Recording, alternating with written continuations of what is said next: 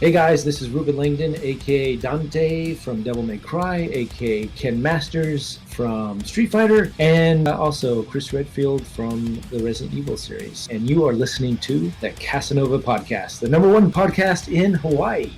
Jackpot. Yeah, I fly and I soar, but I aspire for more. Took some time so I can show you how this lion can roar. Sound the sirens, let them know I'm standing right at the door. I'm defiant, cause I know that I'm a giant at core. Yeah, I'm that boy. Let them know that I'm next level. I'm a whole new kind of guy. Yeah.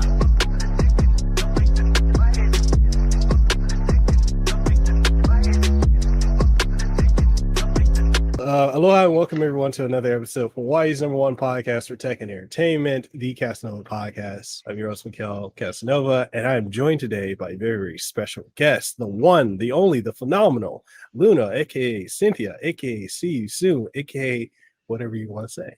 Anyways, that's a lot. That's a whole. It's a whole How you mouthful. doing? How you doing today? I'm doing pretty good, actually. Dude, I feel like I'm on like one of those weather reports, and I'm like one of the anchors that just got passed on. I'm doing pretty good. Just chilling today, like going through house viewings and all that stuff, and going through job interviews. So I'm in the midst of all that. But today was a pretty, yes. But compared to my other days, it's a lot more relaxed compared to others. Okay. Well, if you don't mind, we can do like an introduction. Like I'll kick it off. So you are a destruction artist, and that is something that I wasn't that familiar with. But then I looked at your demo reel, and I'm like, holy shit, that's pretty cool. So if, the floor is yours. Go ahead and educate us on it. So destruction artist, as I like to introduce it when I tell people my job description, is that I essentially blow shit up for video games. So think of it like a demolitionist for video game assets. And that can go for a wide range of like small assets that you see characters bump into, to cracks or things that are like along the floor, the walls, whole buildings coming down, planes falling out of the sky. But what I do is I'm essentially given like either cameras, characters, or whatever the scene requires. And I am supposed to fit it into the animations or fit it into the type of destruction that they are looking for. So if someone says, i.e., who can we use? I guess since I'm more familiar with Kratos, since I worked on God of War, take Kratos, for example. He goes and rams a person through a wall. The environment artist will give me the wall. The camera artist will give me the camera. And then the character artist will give me the animations to the characters. And I bring that all into scene. And what I do is I essentially match the destruction, the breakable, the impact of where the characters goes through the wall, and make it as real as possible. So I deal with creating physics-based simulations and make them into physics objects that the characters or the walls or the floor or whatever else is going on at the time, because sometimes there can be a lot going on or a little going on, and create those animations that way. So they tend to interact with player, though they tend to be locked during scenes. So depending on whether they're a cinematic or it's just a simple cutscene, or if it's just something that the character can just bump into and trigger, it really depends on what level of boom I'm supposed to create. Okay. That's probably like the easiest way to explain it. And you've worked on a lot of AAA titles. Like you've done both God of Wars and you've done Halo, and just what? Toot your own horn here. Go ahead.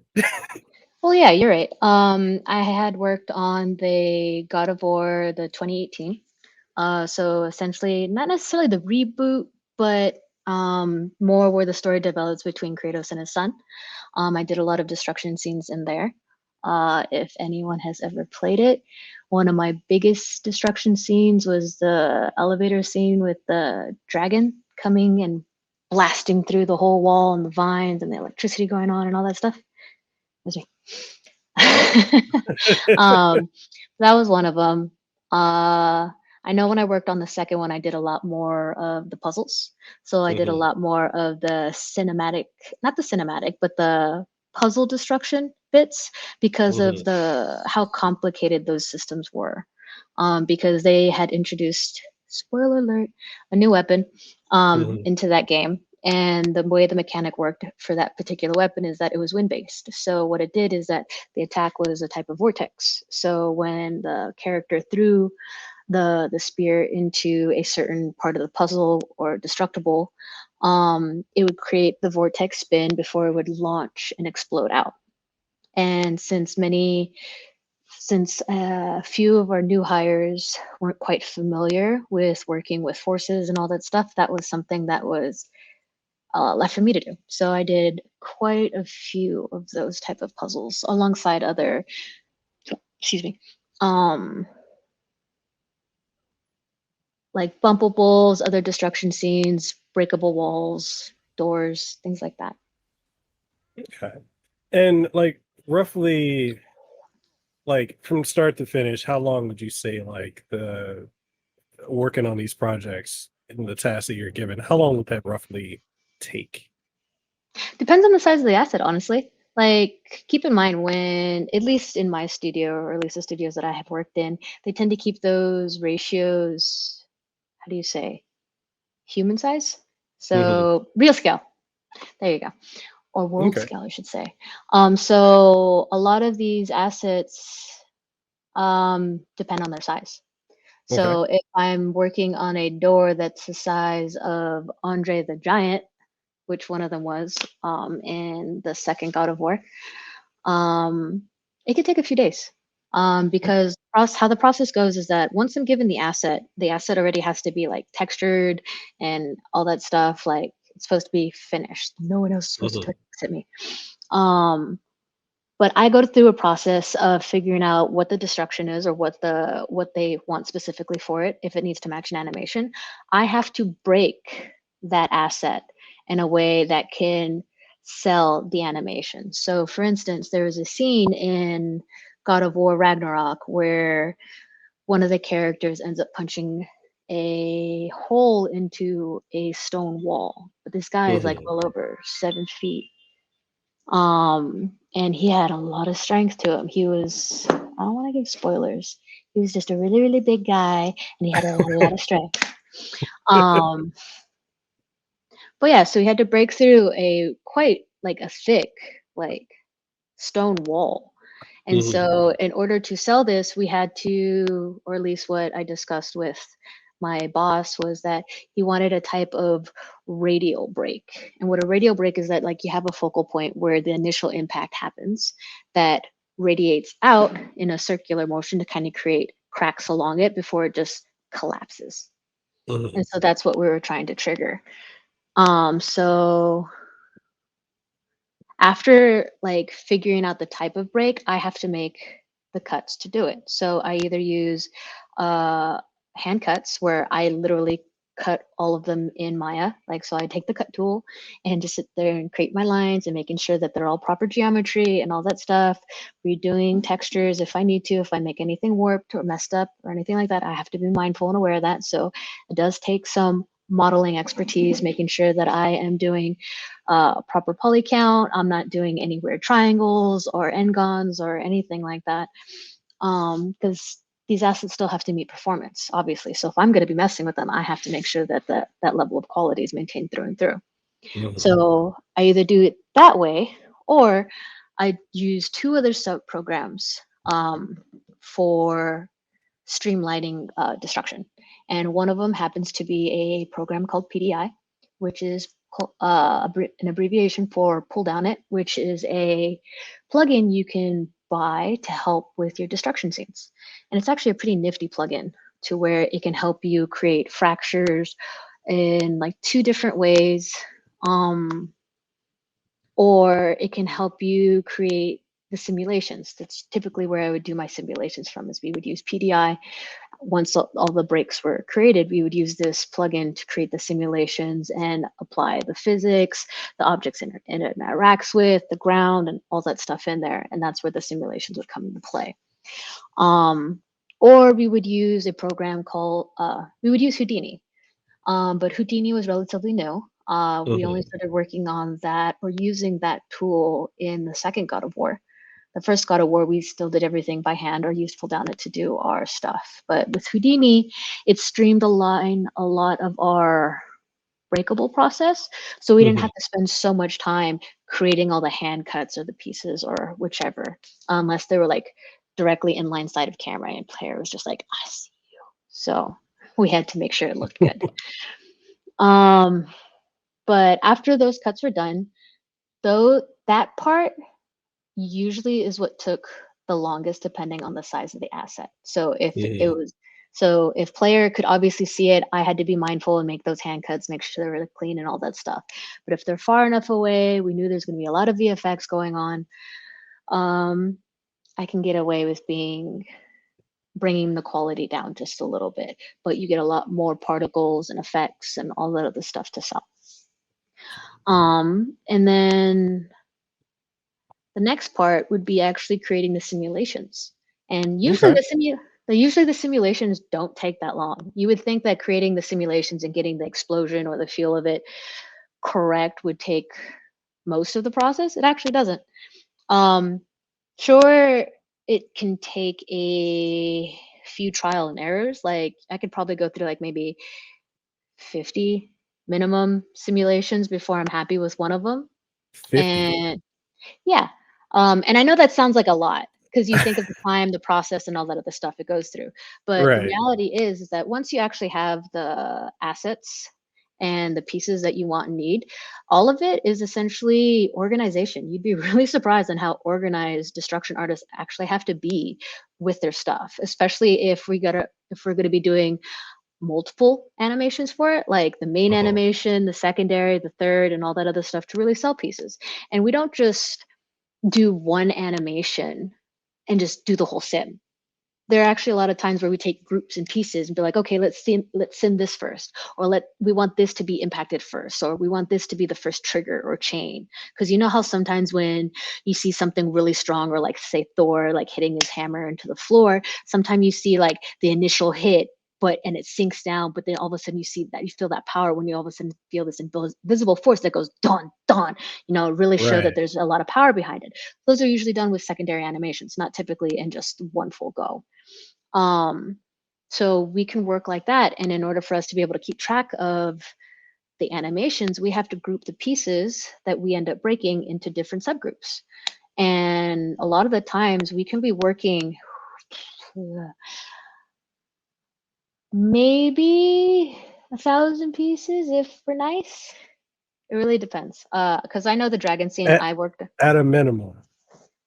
Depends on the size, yes. The dragon scene was probably like well over like 2,000, maybe 3,000 pieces initially. Before you start filtering out like what's seen on camera, what flies off camera, what is not even seen, like what is lost.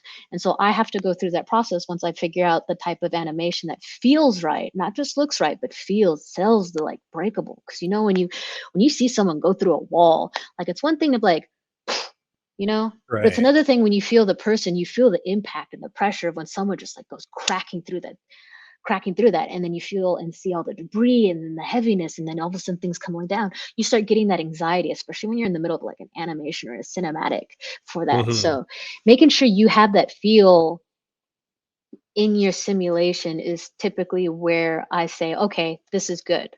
Like if I don't feel that explosion, then that's why I keep doing it. So that's another reason why we can go through 50 different simulations before something feels right, because we can tweak a lot of different things, whether it's the timing of the character impacting the wall, or offsetting the secondary animations to trigger, or offsetting other objects to come into scene after another animation's been triggered. So we do a lot of nitpicking, I guess you could say. Fine tuning. We do a lot of fine tuning. So once we like a certain portion of it, we don't have to tweak that anymore, and we could start tweaking other stuff. So it's kind of like a trickle down effect of when you get the main animation to sell, the rest of it just kind of falls into place, and it's just making it feel and all cohesive. Okay. So that's why going through the simulation can maybe take, if it's not really that bad, an hour, maybe 2 hours at most. Like if you're not doing large scales. And keep in mind, in any game, there are a lot of destruction scenes that side, but there's at least maybe 3 to 5 destruction artists doing it. So that's split up evenly. So most of the time we're dealing with things that are more human size and scale. So nothing too large, nothing too big. Not everything deals with characters. Because I know in God of War, you can break a lot of stuff. You can break Yeah. carts and bases and columns and all that stuff. We deal with that. So those types of assets can take maybe a day in total from like start to finish, or it can take up to a week, which my dragon scene took like about a week to fine tune it to a place. Then it gets hooked in, and then after all the VFX and all that other stuff are put in the particles, that's when we go back, revisit, and making sure everything lines up, all the animations line up, and all that stuff. So it can range between like half a day to a whole week, depending on the size of it. Long story short. Yeah, it's a lot. But like once you go ahead. No, go ahead. I was just gonna say, like once you get past the simulations, it's all just cleanup work. When you like the animations that you see, it's just making sure that it reads well with the camera, it reads well with the characters, that there's nothing like phasing through characters or phasing through the ground or getting weird top spins. Because I'm not sure how much you pay attention to destruction scenes, or if you checked out like student portfolios that do destruction art or anything like that. A common thing. But like, this is mind blowing. Like being able to hear what all goes into it. Because okay, not to interrupt too much, but like, Oh, you're fine. it's so funny. Like when I talk to other YouTubers or gamers, they're so not in the know of what all goes into like creating a game, creating scenes, creating environments. And it's so frustrating for me because I'm friends with so many people in the industry that, I know that there's so much work that goes into it. So when I hear, YouTubers and gamers say, oh, they cheaped out on this, or they're half-assing this, I'm like, you don't know what can I swear? You don't know what the fuck you're talking about. You're asking me. It's your show. No, right. So like, is this right? But continue though. No, I get what you mean, and it's a bit of a perspective shift, to be completely honest. Because I mean, it's one thing you're enjoying a game. You're paying money. You're expecting a certain kind of quality. And I feel that yes, there are times when certain players or gamers can be a bit spoiled in their expectations. But I don't think it is necessarily intentional, because we as gamers or we as creators like to raise the bar a lot. So if one company does really well in a certain area, like that becomes the bar for the rest of the company. So it becomes really hard to sometimes match it. And keeping in mind that budget's not always the same for all games, the workforce is not always the same for all games.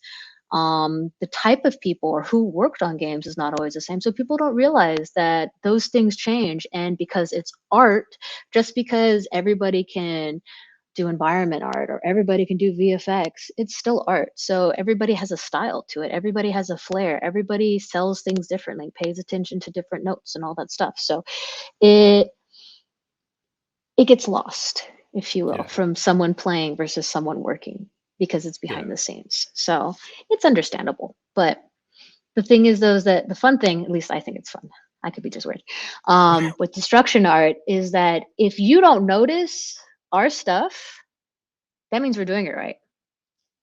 Really? Yes. Because so for instance, take a movie, Doctor Strange had a lot of destruction in there, right?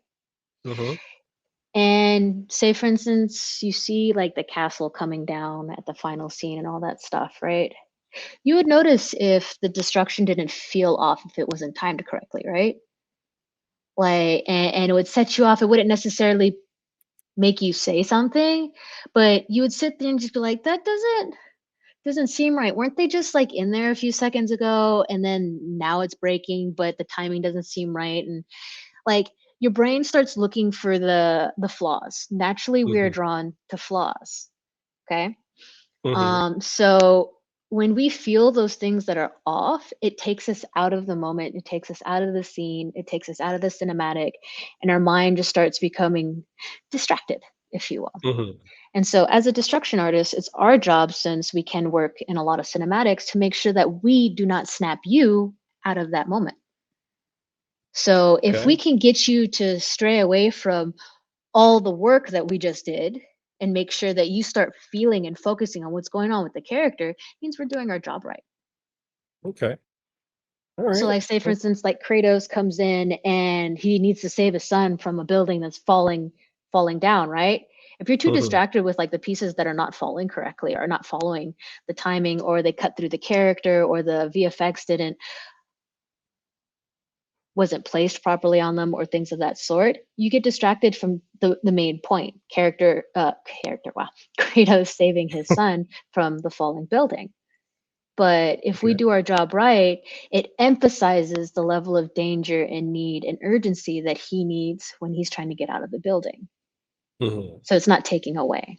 So that's what I Okay. mean by not getting lost and distracted by what's wrong. Because it's really, I mean, you've played games. So it's really easy to feel when something isn't right, when a mechanic is too slow, or the combat's a bit off, or your controller's dragging to the left, things like Mhm. that. So it's what we notice without actually saying anything.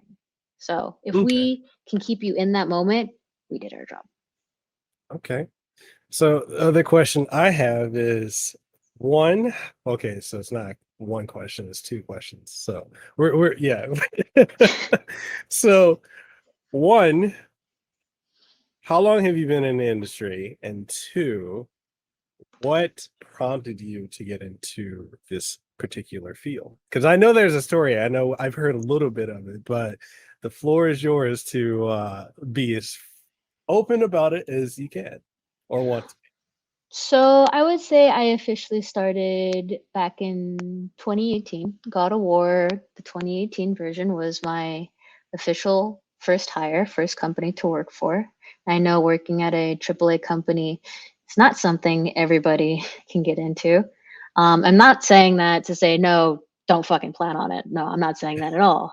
Because that was my motivation. Because my teacher told me that I was never going to get into a AAA company as my first job.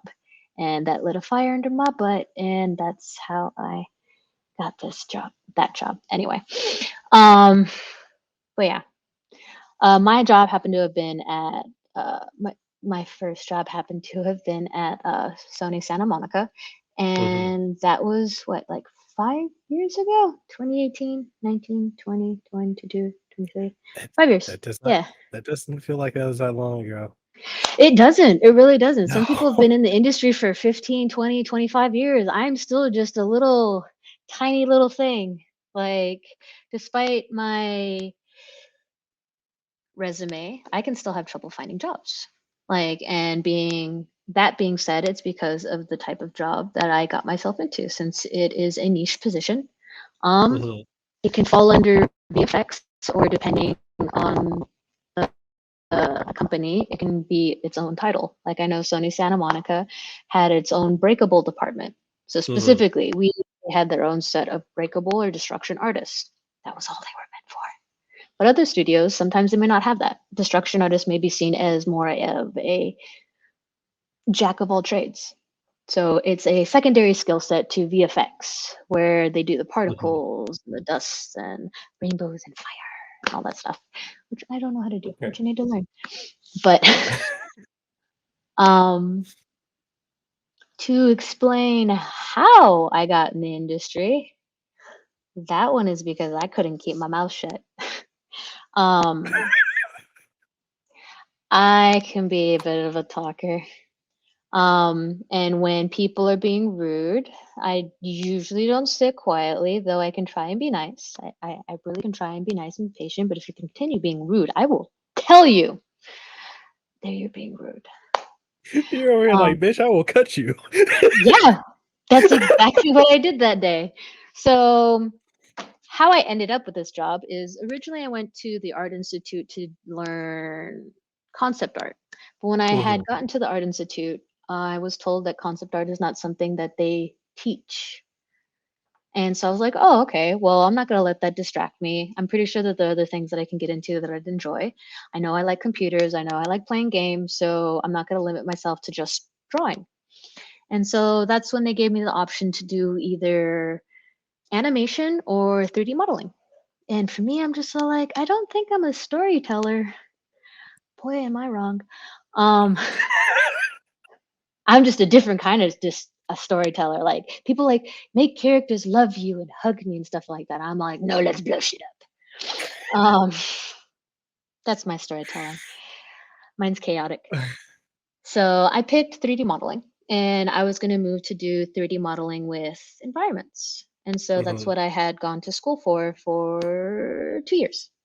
But one of the teachers that I had met there, um, it was late at night, it was finals, and he was giving us our final critique on one of our projects.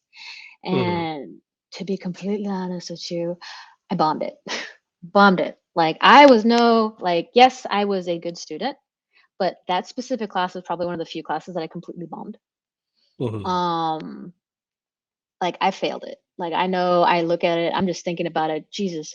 I was I was trying to replicate a scene from one of the Jurassic Park movies.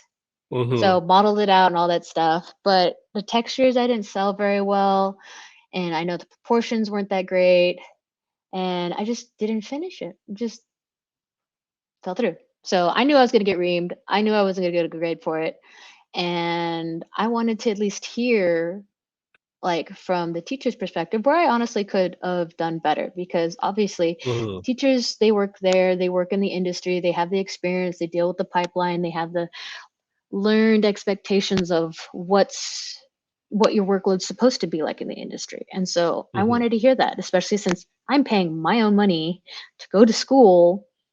Like I wanted to hear that feedback, even if I know I fucked up. Like I was holding Mhm. myself accountable and I wanted to do better.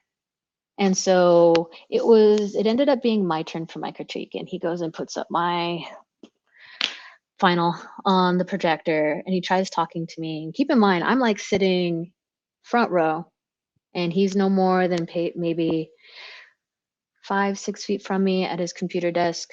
And I still couldn't hear him. Okay. And this guy is like well over 6'2". All right. And he's got a booming voice. And I still couldn't hear him. And I'm sitting in the front row because there's a set of people in the back just sitting there giggling, talking, chit-chatting. They were doing it throughout the whole critique. No one said anything to them. And I'm all like, please don't let them be rude and talk during my critique. And so the teacher started and was trying to give me the critique, and they still kept going on and on. And I'm just like, all right, maybe they might get the hint. Maybe I'll just scoot a little closer and just give them the benefit of the doubt, work with Yeah. it, be patient with it. But when I hear them start laughing, I'm all like, all right, you know what? I stood up, cut the teacher off, turned around, and I looked at them. I'm like, look, I don't give a fuck what you guys do with your money. I'm paying and using my money to pay for school. I'm trying to listen to the teacher on how I can do better in class. I know I Mhm. fucked up, but I still want to fucking hear on how I can improve. So if you guys can shut the fuck up or leave, like, Mhm. please, I would like to hear how I can be better. Thank you. And then I turned to the teacher and tell him, please continue, which caused him to laugh, and which was the main impressor um, for it. Keep in mind, I still didn't get a good grade for it. Um, but it opened up a door to where I was able to talk to this teacher, like, and pick his brain and honestly improve my modeling, my texturing, my work ethic, my project, my management skills for my projects. And he was the individual that actually offered me a junior position to be a destruction artist. Keep in mind, I didn't go to school for animations. I went to school for 3D modeling, and I took the time and the incentive to learn animations. I had no background whatsoever on Mhm. how to animate anything. All right. But because of that one incident and the follow up after with him and my picking his brain, me taking extensive notes, him seeing that I'm applying these notes to my projects and further pushing myself and pushing myself and pushing myself, he saw that work ethic and he enjoyed that work ethic, saw that I was willing to learn, saw that I was willing to put forth the effort and not let people distract me or stop me, even if I was my own blockade. Mhm. And by doing that, it gave me a networking opportunity, which landed me the job at God of War. And even then, like it was a huge learning experience for me because, like I said, I didn't know how to animate. I had to learn how to animate. I had to learn how to do physics-based simulations. I had to learn how to like implement character animations, camera animations, all that other stuff. I had fucking like 3 notebooks of stuff um, for all my stuff. Like whether I was doing simple things in Maya to do animations or like just little things that I needed to pay attention and look for. And you can't just expect the work to just fall in your lap. You have to put forth the work in. Mhm. So, and you have to prove that day in and day out when you're at one of these types of jobs, you know? Like if you're not willing to put the work in, it will quickly show when you come to the end of your task, you know? And you have to present it to your boss or your peers. It's not like, oh, here, I'm done, and then it's never checked again. No, these things are reviewed by not only your boss, your team management lead, your project manager, and then your department lead, and then the overall, like it has to pass through so many different people for it to be okay. And so if you're going to be the type of person to be like, it has to be sent back to over and over and over again, you're going to quickly be seeing that you're not doing your fair share of the work. Like getting to these types of things is a difficult thing to do, but it's not something, no, not, it's something everybody can do. It's just they have to have the discipline for it. So Mhm. that's how I ended up in it. And that's just me. But someone tells you you can't do something, but your ass, you show them they're wrong. Oh yeah, I got stories on that. I bet that's you how I do. that's how I got into IT. I was doing that for like 10 years. No background at all in IT. Ended up senior infosec. What else did I do? I did AD Active Directory, and I had to do what did we implemented Epic. So I had to go get Epic certified for the medical. So here in Hawaii, we have a chain. The biggest hospital chain out here is Hawaii Pacific Health, and I worked for them for about a decade. And the way I got into working there was coming out of college. So I graduated back in God, when it didn't even feel that long ago, 2008. So so I graduated right at the start of the recession, and so I went to school for marketing, focusing in public relations and media, and also got a second major in psychology and behavioral Ooh. science. And so like I was like, okay, what can I do with this? And then like nobody was hiring at all. So like I ultimately ended up doing retail for years. You know, I was working multiple jobs, working kiosks and all this, and all the while paying off that damn student loan. So then one of the jobs I ended up working at was Apple. And one of the people there, my manager there, told me that I would never do more than work retail. And that pissed me off. They're like, this is the height of what you're gonna do. And so I ended up venting to my friend who was working there, but he was also working at Hawaii Pacific Hill. And he's like, hey, just go apply and put down me as a reference. So I did, and I got hired. And I started off bottom of the rung because I had no degree in IT or anything like that. So they're like, all right, so we're going to start you at the call center. And then when I was there, everything there was new to me. Like I knew how to build computers and troubleshoot and all that other stuff, but like their archaic ass backwards, bash backwards like system that they had in place that was so out of date training manuals that are like 15 years out of date. I'm having to learn everything. And I constantly, the entire time I'm there, I'm told, you know, you're never going to move up from here. You're never going to get promoted. Your work is terrible. And so it just kept pushing me over and over. I'm like, Mhm. fuck you guys. I'm going to do this. And I'm just because I have to do, like, I'm the youngest in my family, and everyone else in my family is successful in something, be it, you know, music or uh science or whatever. I'm kind of the ugly duckling because I'm the one that's like, everyone's like, oh, you know, you're not following the family tradition. Whatever, fuck the tradition. So I um I push myself because I'm always told I can't do. And then within a year, my first year, I got promoted to a business analyst, which they See? thought it blew their mind. And I worked hard in every I first one in, last one out, worked hard in everybody. And then from there, I just kept pushing and pushing, got promoted from business analyst to infosec, and from infosec to senior infosec, and then to like the top guy. I literally had my own team, and then when they laid everyone off, I was the team. So I was working 6 days a week, technically 6 days a week, 17 hours a day, and on call 24/7 Those are for harsh. for 26 hospitals and about 70 clinics on all islands. That was all me. That's And a I had lot. And I had to learn telephony. Telephony, yeah. So I had to learn how to set up because they migrated to a whole new phone structure. I had to learn how that worked. I had no background in that. I had to learn that. And then literally every hospital that's within that branch of Hawaii Pacific Health in Hawaii, if you call that number to get routed, I built that whole fucking network. So yeah, I did that. I set up their security. I did all the traveling for different training. I set up their medical epics system that I was the first and only person for like several years to be certified. I was doing stuff that wasn't even in my field, but it's so funny because I ran into my old boss there yesterday, actually. It was funny.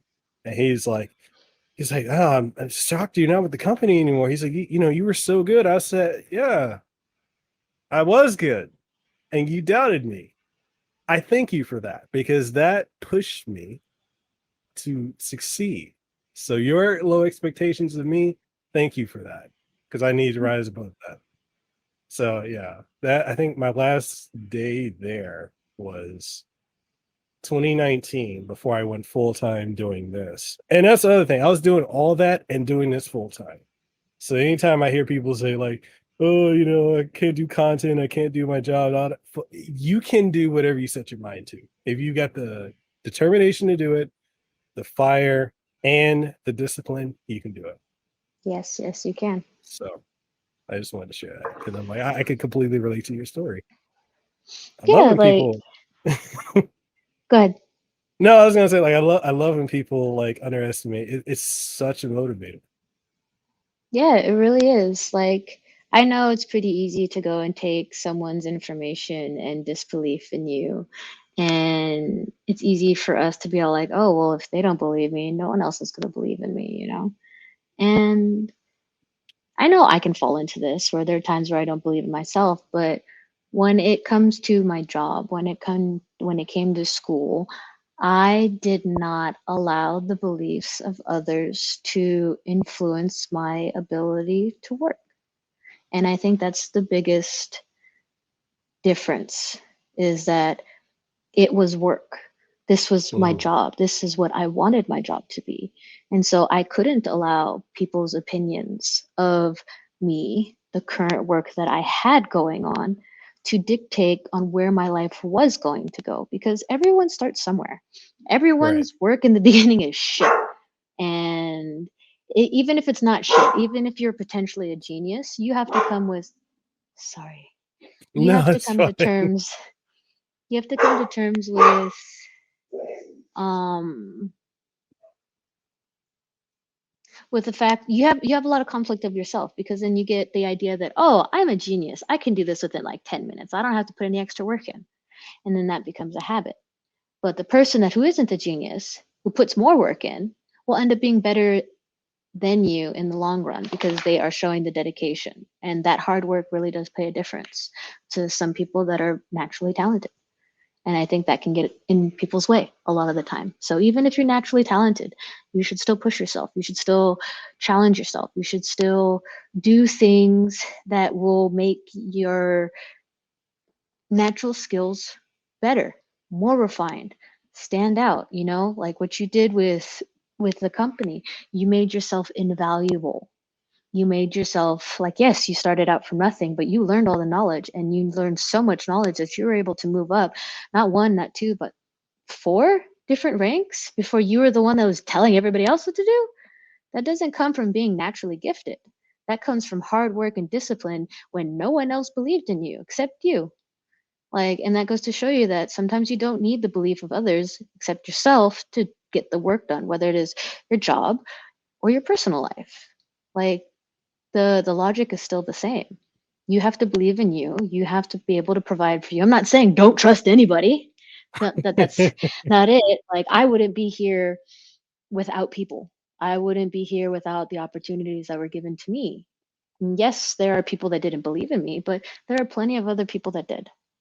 And for me to not disappoint them, I worked harder. I worked a lot harder. And finding that type of motivation, like, it's easier to not want to disappoint people versus disappointing yourself, because we all make that mistake. Like, oh, it's just me. It's okay. I'll do better next time, or whatever. We set the bar lower for ourselves, or we don't push ourselves as hard because we're not showing anyone else we're failing. But if we put that expectation out on someone else, and that other person has that expectation on you, you're like, you have more of a challenge to yourself. You're like, I don't want to fail. I don't want to do this, But yes, failure can happen. Yes, failure does come. Yes, you can take it in stride. Don't let it like keep you on your feet, Use it as motivation. Turn that motivation into a form of discipline, because no one can break discipline, because that is more than just a habit. That is a necessity. That is a way of life. That is how you will do everything, not just one thing. All of that. All of that. Ah, I love it. Love that. And I'm gonna add to that. I did all that while having cancer. That's something you didn't share with me. My goodness. Way to drop Yeah. the mic on that one. No, like yeah, I had stage 2, then it became stage 3 colorectal cancer. So That's I terrifying. I went through that. That's why I'm both. Well, I'm trying to grow it back anyway. But yeah, I did all that while going through that and doing this. So like when people are like, oh, I can't do it, or I want to give it, I'm like, no, fuck that. Believe in yourself. Dig deep as best you can and work through that. So Yeah. And I know it can be difficult, and I know it can be hard, and I know everybody's different. Like, people's threshold for motivation or dedication and stuff like that, or even just how they meet themselves. It's hard. Like, I know there are people that said, I have had all this happen and it's possible. Yes, it is possible, but whether someone is capable of it is a different story. okay, that's true. Okay, so shifting gears a bit, let's talk about your own personal brand and business. See you soon. Let's talk about that. Ooh, my art, my other art, Yes. my not Yes. destructive one. Okay. Yeah, I need to have both the creative and the destructive in my life. So gotta have both sides, yin and yang. Um, So aside from, yes, doing destruction art as my career and passion, Mhm. I have my business called See You Soon, which is I'm a creator, I'm a resin art creator. And so Mhm. the type of art that I create is I use epoxy resin, which is typically a construction tool, like a type of plastic that you can use to reform bridges or use it in building like water pipes or buildings and things like that. It's used as a form of more reinforcement than anything. Like you would see, like especially for like bridges, they would take and pour gallons of epoxy over the columns to help barricade them from weathering and natural disasters and stuff like that, to help further the support to be able to like go through like the amount of cars and buildings and wear and tear to help like make it last longer. And of course, as artists, we like to repurpose everything that we can. So That's true. so with resin art, I took epoxy resin and I create art from it. And what that means is that you take this epoxy resin, which essentially becomes plastic when you take these 2 parts chemicals and mix them together. And when you do that, that's when I create all my magic within the 30 to 45 minutes the time frame gives me. Yes, I love working around the clock and giving myself pressure. So to explain how epoxy resin works is that you have a chemical compound of a part A and a part B. One is the normal actual like mixer, and the other one's considered the hardener. And when you put these 2 compounds together, depending on the kind of resin it is, sometimes you can have a 1-to-1, some you can have a 1-to-2, some can have a 3-to-1. It really depends on the type of resin that you're working with. There's no choice of what resin is better, unless someone pays me. Just kidding. But What are your rates? well, I mean, I like Total Boat, but that's just me and my preference because of the style. But Okay. me personally, like I said, everybody, when it comes to art, everyone's a bit different. And for me, I've always been the type of artist that likes to visually have like I'm attracted to things that are visually appealing. I like the visual aesthetic. So it explains why I enjoy doing animations and destruction art, because visually it's a lot of information to be feeding to somebody, and to find it appealing and attractive, that kind of carried on into my resin art. And so type of pieces that I created, when you mix these 2 parts together, it creates a chemical reaction that causes the piece to overall harden in whatever type of container, or what we use are molds that we pour into. And the molds are limited to anyone's imagination. So you can have like coasters or trays or stars or skulls or dragon heads, or you can have like flat pieces with a bunch of like cool etching on it, from like sexy mushroom babes to cats or Hulk or whatever someone wants to make. So the sky's the limit when it comes to the type of molds that we want to pour into. But for example, we'll just use a simple tray. Like the molds that I tend to use tend to be a bit like thicker, because during the chemical process on which the resin takes to harden, it allows what you can say movement to happen, because epoxy resin, when you first start out with it, it's a liquid compound. And so when you mix these 2 together, you have about, and this also depends based on the resin that you're using, between 30 minutes to about an hour, maybe an hour and 20 to work time to do what you need to. Me personally, I have a preference to using a shorter work time because of the type of style that I'm keen to. I like trippy shit. So things that are a bit more on the psychedelic level, things that where you see like drips. Like if you've ever seen those like big glass fish water containers and you see people drop in clouds of ink.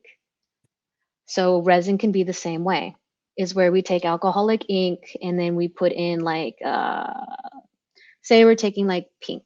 We pour a couple pieces of like alcoholic pink ink in, and then we'll take like a white ink. And the white ink, what it does is that since it's the heaviest of all the pigments that we have, it purposely pulls the pink ink down. But because it's white, depending on how much white you put in it, it can create an interesting gradation of color. So you can have like the darkest color first, but then depending on how much white, how heavy it is, as it pulls down, it can go whiter and whiter and whiter, to where you get a pretty cool ombre without actually trying. And because of how resin is, since it's fluid and you're pouring these things in, you want to trap these effects. And if you let these effects move or stay in liquid for too long, you've seen with the water effects that it eventually comes crashing down to the ground, and then the whole thing is flooded with whatever color you choose to use. Mhm. So for me personally, since I want to try and stop that interaction from happening too much, I use a shorter time frame.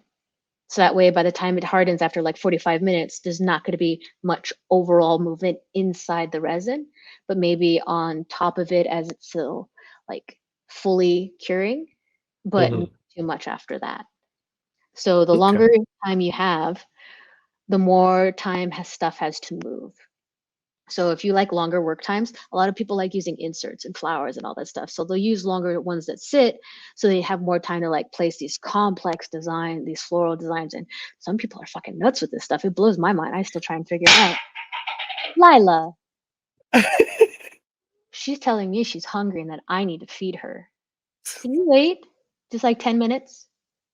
She's looking at me like, no. She's like, excuse me, you're late. I told you about this. Like, she's my Yeah. second one.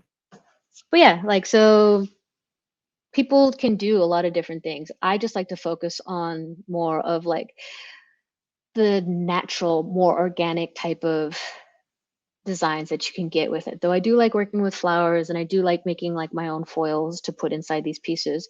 I like the organic feels and colors and designs that I can get with just using different techniques that I've discovered since working Mhm. with resin for 2 years. Okay. So what? Because I can sense the passion that you have for this. How did you get into it? Or is this something you've always been doing? No, I was actually into fluid painting first, acrylic pours. So Mhm. where people take like those 5, 6, 7 different colors and pour it into a cup and then flip it over and put it onto a canvas and then go and then just kind of spin it around. That's what I used to like watching. I used to love watching it. I found it very therapeutic and relaxing. And I still haven't sent you those videos. Shame on me. You should have reminded me. I'll send you those videos later today on what I mean. But I was into acrylic pours first, and I thought those were very fun to get into. But as I read more into it, I realized that a lot of the people, or at least the level that I wanted to perform at, since it was still relatively new, a lot of people weren't sharing like their mixtures for their paints Mm, because using certain mixtures or adding it into the paints would get them to perform or behave differently. And mhm, because there were some complex ones out there, um, I couldn't, I was intimidated on trying it because I didn't want to go through the process of having to figure out all the stuff and the ratios to put into it. Yes, I had the internet, but when people start things, it's not always available to you, all right? I was being lazy, all right? I will admit this here and now. I was being lazy with the acrylic pours. But it was more fun for me to watch. But once I saw that there was a few artists that would finish their pieces, they wouldn't all use varnish, to protect the pieces and stuff like that to bring forth the color. Some people would use resin. And since at the time I never knew what resin was, I dived into it. I'm just like, what is this like goopy shit that they're putting onto it that becomes like hard like plastic? I don't get it. And when I looked into it, that's when I found and discovered this whole other world of art that went over my head. But I found it way more entertaining to want to try that out, because I didn't have to go and dive into like serious mixtures and preparing paints and all that other stuff. It was just all I had to do was mix part A, part B, put that together, and then just get a couple of inks and have at it. okay. And I had won a contest. So, Ooh. yes, I had won a contest that they had sent me like a starter kit. And once I started, I was just like, ah, fuck, I'm sold. So now and I have like 4 addictions to glitter, molds, flowers, and foils. Go figure. They didn't tell you this when I started, but as an artist, you will get these addictions and it won't go away. That's where my money goes. Instead of just going out to parties and drinking and doing drugs, mine just goes into sniffing glitter on the daily. All right. So, being mindful of time, because I know you got a busy rest of your day. Is there anything? Okay, two questions. We'll break that up into two questions. So, one, is there any advice that you would give to people, either A, damn, this is actually three questions. Any advice you would give to people that are interested in going into doing destruction art? And the second question, you can answer these in any order you want. Is there any advice you would give to people who are looking to get into resin art? So, however you want to go about it. So honestly, if you really want to get into destruction art, I would say have references. Like you'd be Okay. surprised on how much references I am looking on the daily, even when I'm not working. Like when I'm going out and about, walking around, I naturally, instinctively look for destruction. Or if I find pieces that are destroyed and stuff like that, I take into account and I look and see on how those details can be translated over into a game. Like my brain doesn't necessarily go on and off at work. No, I'm constantly looking for references. I'm looking for ways to improve myself. And being a part of anything, especially in a career choice that deals with a lot of technology, evolving technology, mind you, you always have to see where you can improve. And for me as a destruction artist, animations. I have to constantly look at animations. So seeing on how people interact, seeing how the world interacts, seeing on how different materials can behave in different environments or So this goes to what I said before to you, that you're very observant. Mhm. So, so if you have a keen eye, that's definitely a plus for you if you want to get into destruction art. But references, like always, never be afraid to go back and look at references. Don't think you know everything from memory. It's awesome and cool if you do, but having it constantly in your face reminds you. It's practice. And by you practicing looking for these types of things, these details, being mindful of textures, of materials, of the dynamic of the environments, and all this stuff, it helps sell the scenes that you're creating, you know?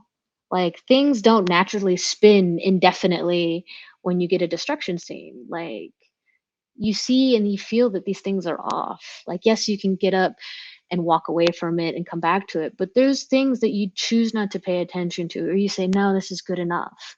No, your pieces will never be good enough. But it's knowing when you get rid of the obvious stuff is when Mhm. it gets better. When you start really searching for things and you have a hard enough time finding those things that are off, that means you're getting closer to where you need to be. But Okay. there's always room for improvement. But references will definitely help you get far along because you're making animations. You're trying to sell this in a video game. And most of the time people like things to feel as realistic as possible without being perfect. You get me? Okay. Yeah. Okay. And I think my advice for resin art, don't be scared. um, take the plunge, but fail. Yeah. Like, do not be scared to fail because I think that can be the most intimidating thing. Because once a piece is cured, that's it. No more. You can't go back and Mhm. fix it. It's solid, it's stone. Like, it's the idea of using the word YOLO and not regretting it, okay? Um, But yeah, don't be afraid for failure because honestly, you'd be really surprised. And I think that's something that I learned when doing this craft is that things that didn't turn out how I wanted it to does not make it a failure, does not make it bad. Because I have been shown time and time again that pieces I thought were total shit, all right? Like something that I probably wouldn't wipe my ass with, all right? Because but keep in mind, I am my own worst critic, okay? So that's how I felt. But when I would take these pieces to pop-up shops or people, they buy them. They honestly, the things that I thought were the most trash, typically were the first ones to get off my table because someone else saw something that I didn't see in it. And that's Okay. what got me curious. Like whenever I would go to a pop-up, or whenever I do a custom, or whenever I would sell something to somebody, one of my first questions is, buy that piece. And they always have something. It was never just, oh, I was trying to do this. Oh, it's like, there was no simple answer. Most of the time, people would look at pieces they had. Mhm. They would tell me a story. And it'd be either a story about their family or their friends or something that they just notice and see and all that other stuff. I think one of my favorite ones is when I had like made these like little tiny mini skulls like this. And me, since I like the dynamics of like the dripping effects and all the trippiness of it, that one didn't meet my standards. And I Mhm. didn't like it. And so when someone picked it up and like, I want this, I asked them, why that one? And they told me the story on how when they looked into it, it looked like a pirate ship underwater. And it reminded them of a story of their grandmother and how they used to be by the water and they like swimming and all that other stuff. So it brought them a very happy memory.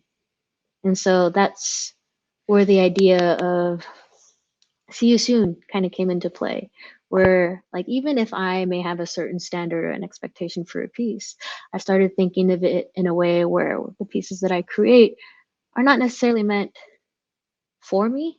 It was more like I was Mhm. channeling a certain frequency or certain energy into these pieces, and these pieces would attract different people. When, where, what time, whichever, wasn't up to me.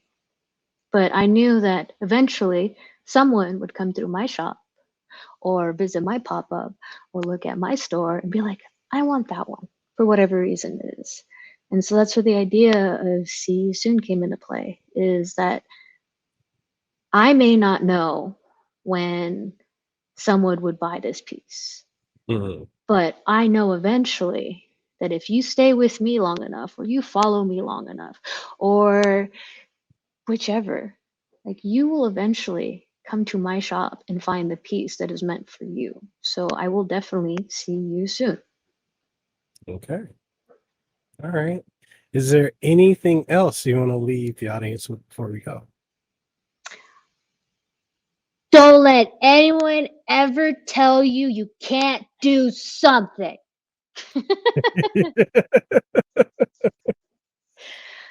That's it.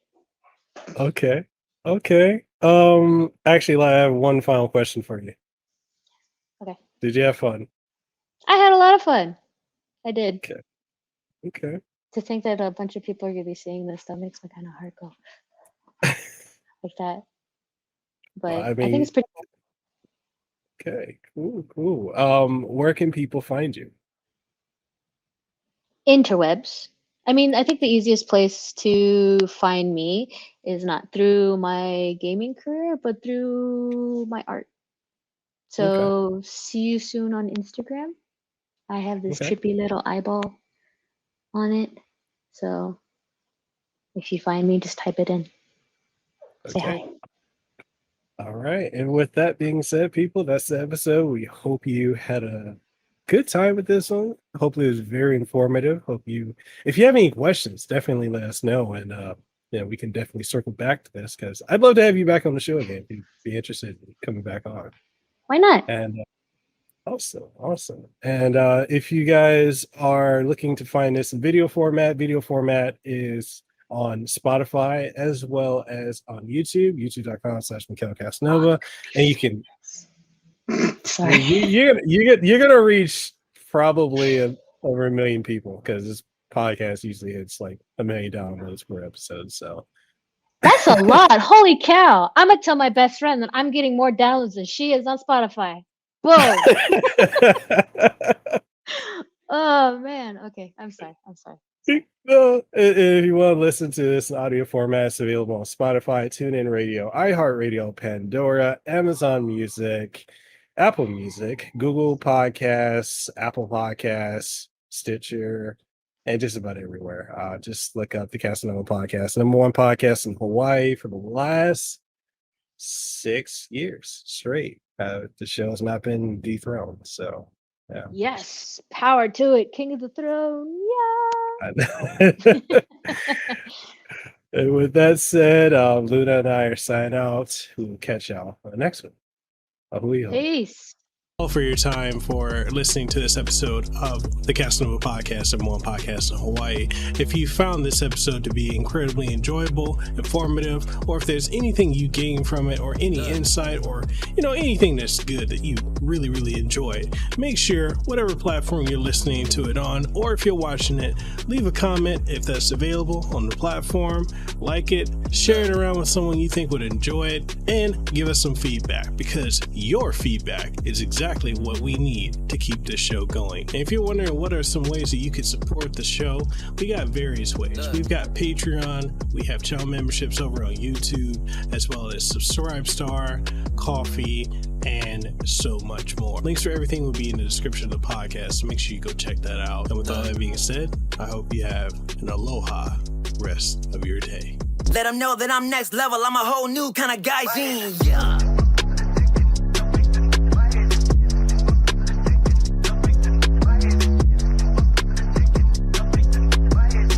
Yes, at the top spot, in case you forgot.